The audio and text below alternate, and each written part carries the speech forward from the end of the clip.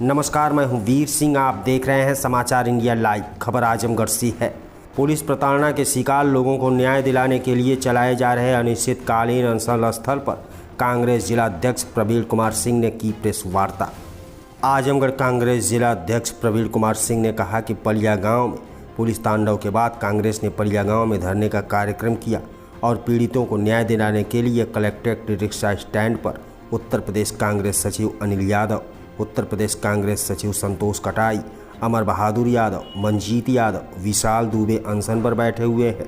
आंदोलन के पहले दिन से हमारे उत्तर प्रदेश कांग्रेस के उपाध्यक्ष विश्वविजय सिंह, महासचिव मणिन्द्र मिश्र, सचिव अहमद शमशाद जनपद में डटे हुए हैं। अखिल भारतीय कांग्रेस कमेटी की राष्ट्रीय महासचिव प्रियंका गांधी के दिशा निर्देश में कांग्रेस पार्टी द्वारा चलाए जा रहे आंदोलन से उत्तर प्रदेश की योगी सरकार, भाजपा और आजमगढ़ जिला प्रशासन बैकफुट पर आ गया है, जिसके कारण पूर्व में घटना की मजिस्ट्रियल जांच का आदेश हुआ। एसएचओ लाइन हाजिर किए गए। कांग्रेस के अनशन से बैकफुट पर आए जिला प्रशासन ने आज सीओ सगड़ी का भी स्थानांतरण किया। कांग्रेस पार्टी पुलिस पर हमला करने वाले किसी भी घटना का समर्थन नहीं करती, लेकिन यदि ऐसी घटनाएं होती हैं तो कानून के आधार पर विधिसम्मन कानूनी कार्यवाही होनी चाहिए। किसी के घरों को तोड़ना, लूटपाट करना और बेगुनाह बच्चों, बुजुर्गों, महिलाओं को पीटना, उनके साथ अभद्रता और उनको फर्जी मुकदमे में फंसाना, ऐसे किसी भी कृत्य का कांग्रेस पार्टी पुरजोर तरीके से विरोध करती है और करती रहेगी। आजमगढ़ में जब भी किसी के साथ अन्याय हुआ है, चाहे सीएए हो, एनआरसी आंदोलन के दौरान महिलाओं के साथ पुलिस की बर्बरता, लाठीचार्ज का मामला रहा हो, अथवा सत्यमेव जयते की हत्या का मामला रहा हो, अथवा व्यापारियों के उत्पीड़न का मामला रहा हो, ऐसे तमाम मामलों में जनपद में कांग्रेस पार्टी ने सभी पीड़ितों की लड़ाई को मजबूती से लड़ा। मेरी आवाज़ को दबाने और आंदोलन को कुचलने के लिए बीजेपी के इशारे पर आजमगढ़ प्रशासन ने मेरे और अन्य कांग्रेसियों के ऊपर कई संगीन धाराओं में कई फर्जी मुकदमे दर्ज किए, लेकिन हमने कभी भी इसकी परवाह नहीं की। हर पीड़ित की लड़ाई को हमने पूरी ताकत से लड़ा और पीड़ितों को न्याय दिलाने का काम किया। कांग्रेस के आंदोलन के दबाव में प्रशासन ने जिस तरह से पलिया गांव के पीड़ितों के नुकसान की भरपाई की और पीड़ितों की सारी मांगें मानी, उसी तरह जहानागंज थाना अंतर्गत गोधौरा गांव के पुलिस प्रताड़ना के शिकार करीब 150 लोगों के नुकसान का आकलन कर उन्हें भी मुआवजा देने और बेगुनाहों के ऊपर लगाए गए फर्जी मुकदमे को वापस लेने के लिए कांग्रेस पार्टी मांग करती है। गोधौरा गांव में कांग्रेस पार्टी द्वारा दलित महापंचायत आयोजित की गई है, जिसमें हमारे प्रदेश अध्यक्ष सहित कई राष्ट्रीय और प्रादेशिक नेता शामिल हो रहे हैं। कांग्रेस पार्टी दलितों को न्याय दिलाने के लिए वहीं से एक लंबी लड़ाई का शंखनाद करेगी। देखिए, प्रेस वार्ता बुलाने का उद्देश्य ये है कि जब से भारतीय जनता पार्टी की सरकार उत्तर प्रदेश में बनी है, योगी आदित्यनाथ जी के नेतृत्व में पूरी तरीके से दमन कर रही है, लोकतंत्र को कुचल रही है, भारतीय संविधान की मूल भावना को तार तार कर रही है। दलित हो, अगड़ा हो, पिछड़ा हो, कोई ऐसा व्यक्ति नहीं है जो उनके अनुसार नहीं चल रहा है, उनके मानक पर खरा नहीं उतर रहा, उसको कुचलने का काम कर रही है। और अखिल भारतीय कांग्रेस कमेटी की राष्ट्रीय महासचिव प्रियंका गांधी जी उत्तर प्रदेश की प्रभारी हैं। उनके नेतृत्व में कांग्रेस का एक एक कार्यकर्ता किसी भी तरह के दमन का विरोध करने का और उस दमन को कुचल देने के लिए कृत संकल्पित है। आजमगढ़ जिला कांग्रेस कमेटी के अध्यक्ष के रूप में मैं बताना चाहता हूं कि जब से मैं अध्यक्ष बना हूं, तब से आजमगढ़ जिले में जहां भी कहीं भी अत्याचार हुआ हो, कहीं भी प्रशासन ने उत्पीड़न किया हो, पुलिस ने उत्पीड़न किया हो, वहाँ पर कांग्रेस पार्टी पूरी मुस्तैदी के साथ खड़ी रही है। मैं आपको बताते चलूँ कि अभी एनआरसी के मामले को ले लीजिए।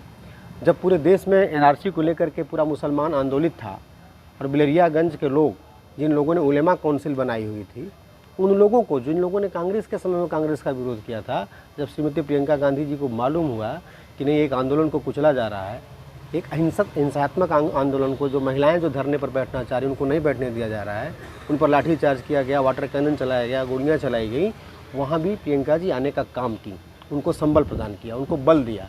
उसके साथ सत्यमेव राम जयते की घटना को देख लीजिए, उस हत्या में भी कांग्रेस ने बढ़ चढ़ के हिस्सा लिया, पूरी मजबूती के साथ खड़ी रही। उससे आगे बढ़िए, सिकंदरपुर में भी जाकर के इसके पहले के एसएसपी ने घर तोड़ा था। हम लोग एसएसपी ऑफिस में घुस करके कहे कि तुम लूटते हो, आजमगढ़ जिले को लूटने आए हो, तुम थानों को नीलाम करते हो। वो परंपरा, वो प्रक्रिया आज नए एसएसपी ने जारी रखी, उसको बंद नहीं किया है। गोधौरा में एक कन्हैया कुमार राव नाम का एक लड़का जो जिला पंचायत का चुनाव लड़ता है, जिला पंचायत जीत जाता है, वो रिकाउंटिंग की मांग करता है। रिकाउंटिंग निश्चित रूप से होनी चाहिए। हमारे संविधान में इस तरह की व्यवस्था है। रिकाउंटिंग आप नहीं कराते हैं और वह जब धरने पर बैठता है तो आप उसको उठाते हैं, विधिवत मारते हैं, पब्लिक उग्र होती है। ऐसी स्थिति क्यों उत्पन्न होती है कि हर व्यक्ति आपसे उग्र हो जाता है और उग्र होती है और आप गांव में घुस करके लाठीचार्ज करते हैं, पूरे गांव को तहस नहस कर देते हैं, लोगों की इज्जतों तक पे हाथ डालते हैं। और इतना ही नहीं, लगभग 100-150 लोगों के खिलाफ अज्ञात मुकदमा करते हैं, 32 लोगों को नामजद करते हैं, 13 औरतों तक को आप जेल भेज देते हैं। वहाँ भी आजमगढ़ जिले की किसी पार्टी का कोई नेता नहीं जाता है, सबसे पहले मैं पहुँचता हूँ। उसके आगे आइए आप, एक इज्जतदार शहरी एक व्यापारी के साथ घटना होती है।